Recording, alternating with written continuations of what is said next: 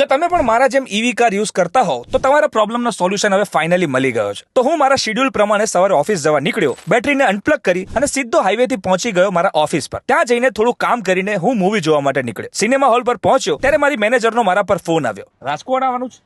અરે પણ મારી ગાડીમાં બેટરી નથી. સારું ચાલ ને, એ તો હું કરું છું, હું નીકળું રાતે. અને એને મને રાજકોટ ઇમરજન્સી મીટિંગ માટે બોલાવ્યો. ત્યારે મારા કારમાં બેટરી બહુ જ લો હતી અને ત્યારે મને યાદ આવ્યું કે મારી પાસે તો EVC ઇઝી એપ છે જે EV ચાર્જિંગ ઇઝી કરી આપે છે. તો મેં એમની એપમાં અકાઉન્ટ ક્રિએટ કર્યું, મારી કારની ડિટેલ્સ એન્ટર કરી અને ગાડીના કરંટ બેટરી પર્સન્ટેજ નાખ્યા અને ચાર્જના ઓપ્શન્સમાંથી મને યોગ્ય લાગતું ચાર્જ એનામાંથી સિલેક્ટ કર્યું અને બસ ડન. ચાર્જિંગ લીડ ઓપન કરીને હું મૂવી જોવા ગયો ત્યાર સુધીમાં એમની કાર આવી, બેટરીને ઇઝીલી ચાર્જ કરી દીધી. મેં ખાલી એપમાં આપેલો OTP એમને શેર કર્યો અને બાકી બધું જ એમને કરી દીધું. હું જ્યારે મૂવી જોઈને આવ્યો ત્યારે મારી ગાડી ઓલમોસ્ટ 80% ચાર્જ થઈ ગઈ હતી અને હું નીકળી ગયો રાજકોટ મારી મીટિંગ અટેન્ડ કરવા માટે. તો જો તમે પણ EV કાર યુઝ કરતા હોવ તો હવે EV ચાર્જિંગ થયું ઇઝી EVC ઇઝી સાથે. તો આજે ડાઉનલોડ કરો EVC ઇઝી.